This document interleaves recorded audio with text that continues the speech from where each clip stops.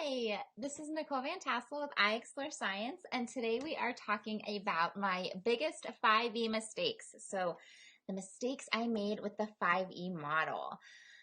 So, I guess before we dive in, let's talk. Let me just introduce myself for those of you who aren't familiar. My name is Nicole Van Tassel. I'm the creator of this group and the creator of I Explore Science. So I was a secondary teacher. I taught middle school and high school. At the high school level, primarily environmental science, ecology, earth science, all of those things. The middle school level, integrated. And then I started working with curriculum and I started working with the NGSS while I was in the classroom. But then providing professional development and all of that when I started I Explore Science. So for the last few years, I've been working with teachers like you. I have something in my elbow here. Teachers like you providing professional development. I created this group. I created my website, working with schools and districts. And if your district is looking for any type of professional development, I would love to connect with you. I would love to bring these practices, this exploration, discovery, all of that to your school and help you really implement these strategies in your classroom and in your science department in a way that is like practical and approachable right now, because I know right now is an extra challenge. So anyway, I just wanted to introduce myself. What we're going to be talking about is the mistakes I made with the 5E model. And the 5E model is basically where I got my introduction to this idea of exploration in science. I had long believed in the importance of an authentic learning experience. If you've been around for a while, you've heard me say I was not a science person. I did not identify with science in middle and high school. I said I'm not. I literally would say I am not a math and science person. I am a social studies and language arts person. And it wasn't until I got to college that I experienced like what I would say is authentic science learning. I saw how it applied to the real world. I was engaged in real investigations of phenomena. So I knew I wanted that in my classroom. But I still typically approached those investigations in a very typical way, in the way that I had learned science, which I later learned and kind of heard this term dubbed as teaching as telling, or this explaining, where the teacher has all the knowledge and kind of conveys that to students in some sort of form, whether it's books or lectures or videos or whatever it is. The teacher knows the stuff and is giving that information to the students. And so while I was bringing in this real world connections, I wasn't embracing exploration. So when I discovered the 5E model, that is when I started my journey with exploration and discovery. That said, just because I found the 5E and I started using it and I started exploring with it myself doesn't mean that I was doing it the right way or the way it was intended. And I still see so many times people are still not using it the way it was intended, or the way it's meant to be used, the way it was developed. And it's frustrating because I think when we're not using it the way it was intended, we're losing out on the benefits of it. So that said, this is all a journey and it's filled with mistakes. And I look back at some of the things I did and I think ew, oh my gosh, why did I do that? How did I do that? What was I thinking? And I cringe at even some of my old blog posts. I'm ew, I can't believe I said that. And I go back and I change them whenever I see that. But I mean, I'm sure there's some stuff on there. I'm oh, why did I write that? But at the same time, I have to remind myself that this is learning, and this is that's what learning is. That's the mindset we kind of have to embrace and accept, that our ideas are going to change over time as we learn. That is literally what learning is. So I want to remind you, if you've been using the 5E model, or if you're not using it and you're oh shoot, that's exactly what I'm doing it the wrong way. It's okay. You did what you knew how to do in the past. Now that you know better, now we can do better. And that's all we can ever kind of aspire to. So my mistakes with the 5E model, we have to be okay with making those mistakes, but we have to also learn and grow and accept that they were mistakes, and then we can move forward from them. So my first mistake, and this is one that I see over and over again. Again, all of these drive me crazy. And I think they drive me crazy because I made them. So, you know how I've heard the saying, the qualities that you don't like in yourself, like really, really bother you in other people or whatever. I think it's like that kind of thing. I see these mistakes. These are mistakes that I made. And so it makes me extra frustrated when I see like somebody else making them. I want to be like, no, don't do that anymore. So first of all, I thought that I had to get through all of the E's in one lesson. So quick rundown, the 5E model. It is a way to guide your students through learning, and there are 5 E's. And you have your engage, you have explore, you have explain, you have elaborate, or I've seen it also written as like extend, elaborate or extend. And then you have your evaluate. And I thought, okay, I need to go through them all in one lesson. So when I started teaching, I was dorky and I like to make like pretty templates for writing down my lesson plans. And also I was super dorky and I would actually handwrite my lesson plans. I did both, but some of my wrote. So I would create like pretty stationery and backgrounds and all of that. And my first lesson plan templates totally were designed to go through all 5 E's in one lesson. But the reality is you should not be going through all of your E's in one lesson, because that's just no way there's no way you can get through all of the E's the way they are intended in a single 50-minute class period or a 90-minute class period. The 5E model is designed for instructional sequences. So an instructional sequence could be maybe 3 lessons, like 3 days worth. It doesn't have to be it doesn't have to be a huge unit. It could be a small instructional sequence. So it could be one objective my students are learning, and this is the sequence we're going through to learn it. Or it could be a huge unit. But either way, it is designed for these instructional sequences. So it's not a single period lesson. It's not your one-day lesson where you're cramming all 5 E's into. It's designed for, again, that whole sequence, because it's going to take time to go through the exploration. It's going to take time to go through the explanation and the meaning making. There's time for practice. There needs to be time for assessment. Like, how are you supposed to fit all of those E's into one lesson? Not possible. So, I've had administrators tell me, like, yeah, you need to go through all your E's in one lesson. Nope. Not true. Go back to the creators of the 5E model. Not true. It is designed for instructional sequences, not for single day lessons, not for lesson planning, like 1-day lesson plans. So yeah, not for a single day lesson. There's no way you can go through it. Okay. The amount of time you spend on each E could change from day to day or week to week as well. So that's also something to remember and to consider. You might spend like I want to make sure I can see any like comments that are coming up. You might spend like 5 or 10 minutes on your engage activity. And then you might spend a whole class period or 2 whole class periods even on explore. You might spend 15 minutes on an explain activity, or you might spend a whole class period on explain. So the amount of time that you spend on any of those E's can also vary. And so it's not an equal distribution of time either. So that's something to keep in mind as well. It's very flexible to the needs of your students. The whole point is that it's simply structuring how you are guiding your students through their understanding and through their developing understanding. So students may spend more or less time in a certain phase of understanding based on whatever their needs are. So that was my first big mistake. I thought I had to, for every single lesson, have all of the E's present. Not true. I also thought I had to go in order. And this is one that I see all the time, and this one really drives me crazy because it constricts teachers. And again, it does not make it possible for you to fully meet the needs of your students. And this is the one I've seen. So I see it on like published, like websites that have amazing lessons make this mistake all the time. For every lesson, they go through the 5 E's, A, B, C, D, E, but you know, the E's: engage, explore, explain, elaborate, evaluate, and then they're done. And in the real world, it doesn't work that way. The 5E model is not meant to be linear. It is not linear at all.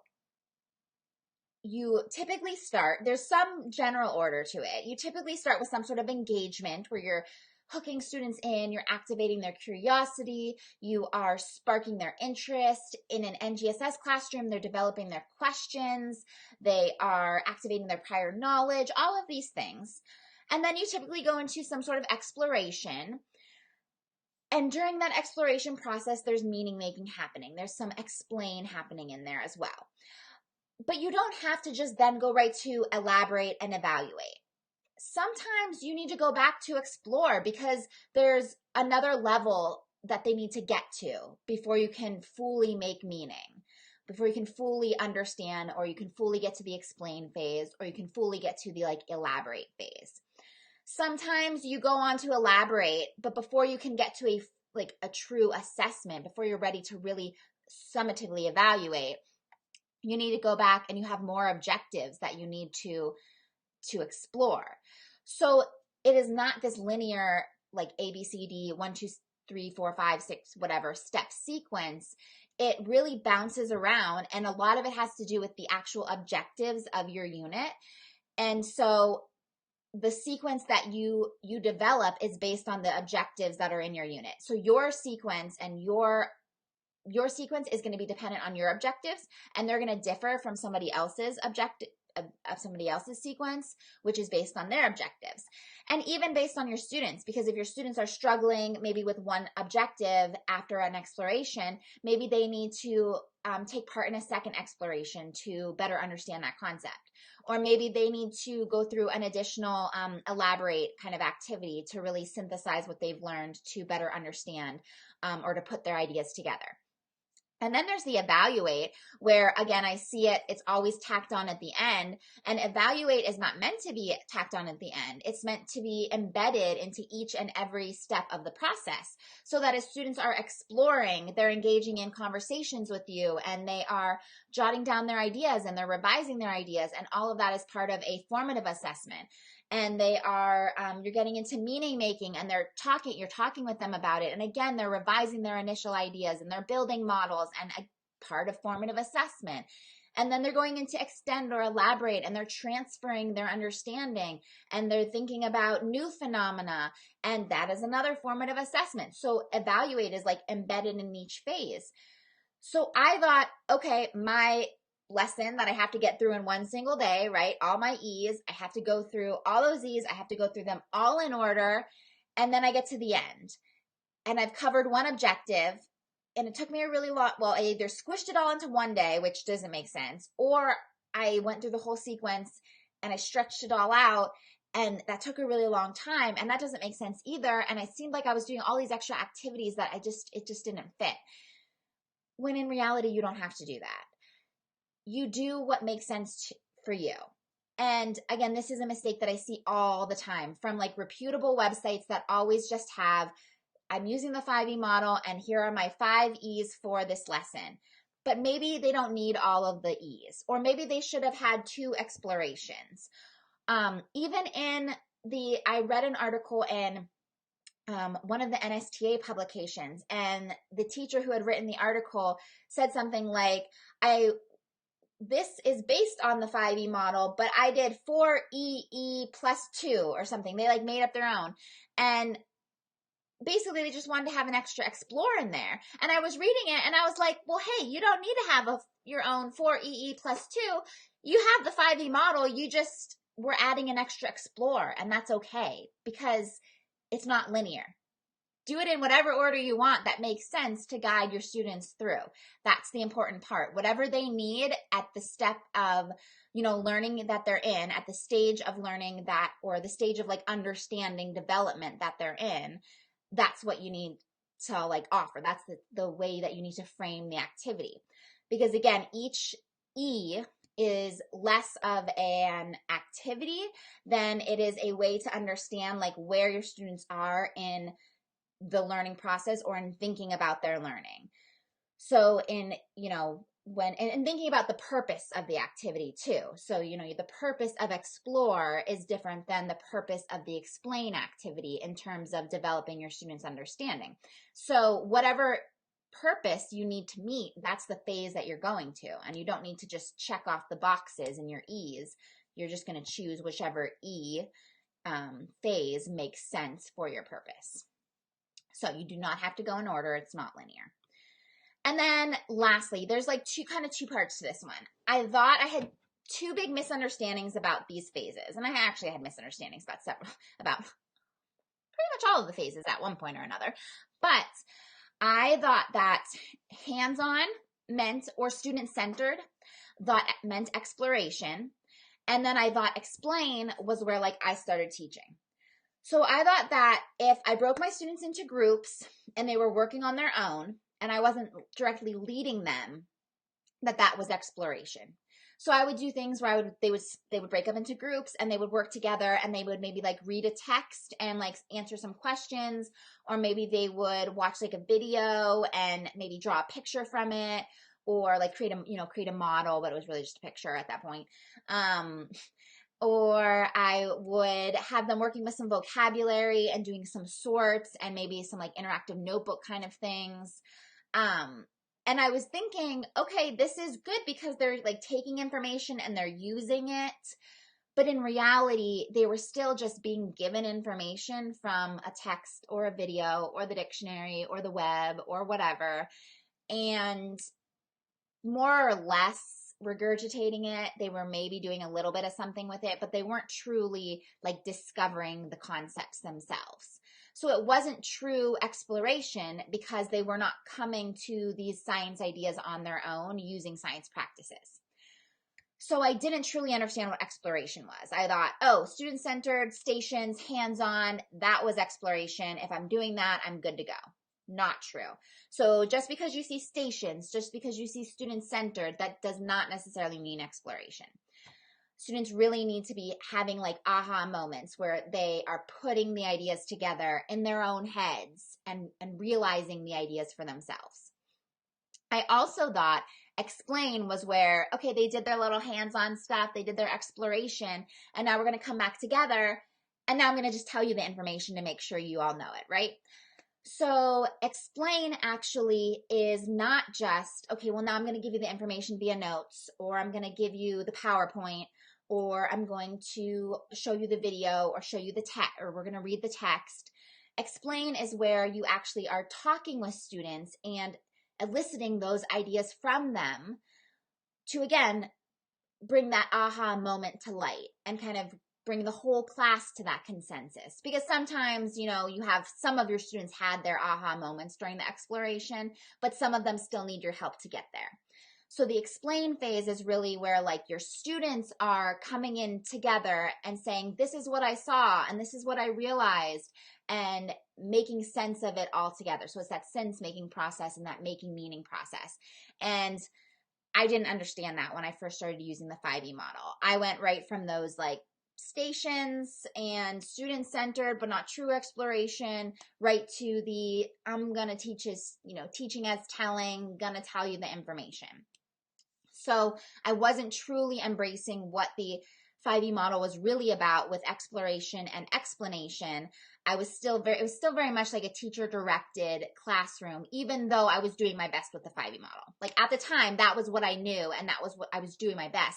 And it really took me, time for me to learn and explore and have my own aha moments about that to figure that out. So again, no judgment, like these are mistakes that I made, and it took me time to get there and to figure it out for myself. But these are mistakes that I see like over and over again with lesson plans that are based on the 5E model, with teachers that are using the 5E model, even with teachers that want to use the 5E model but are concerned about it. Like, I'm concerned it's too restrictive with its linear, way of teaching. Like, I don't teach that way. Okay, well, it's not restrictive. You don't have to teach that way. It's just a way of framing the purposes of your different learning activities or lessons or whatever. And you can just integrate different bits and pieces, and what makes sense for you. I find it helpful as a way to think of how am I going to guide my students through these different, opportunities for practice and opportunities for transfer, and bringing in the questioning and all that in the beginning and all of that. But it's just one way to really think about this same, just how students develop understanding about science ideas. And these are just some of the mistakes that I've made. So that's all I have for the 5E model. As always, if you want to continue working together, please, first of all, hook me up with your district principals and vice principals and professional development people and all of that. I would love to connect with your school and bring some workshops to you, work on curriculum with you, do all that fun stuff. I'd love to connect with you inside of iExplore Academy. We have cool, fun things going on with joint planning sessions twice a month now. We have a couple members get to plan together. We get to plan together and plan out their lessons. We have our teacher toolboxes. This October, I'm also doing simple storylines. So this is a special program that I am offering on October 17th. And basically, storylines take a really long time to put together when you're doing a unit storyline. And that's hard right now because there's not a lot of time to do that. But we can still bring in the most important elements of storylines, and really in 3D teaching, which is the phenomena, the exploration and discovery, and bringing in those science practices, the meaning making, all of that. We can bring that into our classroom in these kind of bite-sized pieces, these simple storylines. And so that's what we're going to knock out in this simple storylines workshop. We're going to walk through what the process of building those storylines are, and then actually building the storylines. So this is a special workshop. It's going to be a very small group that here's the process, but also let's choose your phenomena. Let's develop your exploration together. Let's figure out the questions you're going to ask your students, the assignments you're going to give them, the prompts you're going to do, the practice assessment or the formative assessment you're going to hash out. So you get all of that in the workshop, and then there's some follow-up support and resources and all of that too. So I'm super excited about that. I just sent out the email for registration. So there's going to be 10 spots available. And then once those are filled up, registration will close for this. So message me or drop a note or whatever, if you're interested or would like to register, or would like more information about that. And we have another workshop coming up later in October 15th, just a pop-up training here in the group. You can tune into that. That's free as always. And yeah, if you have any questions, let me know. Thanks so much for tuning in and being a part of this group. And I hope you have a wonderful, what day is it? Thursday. Have a good one, guys.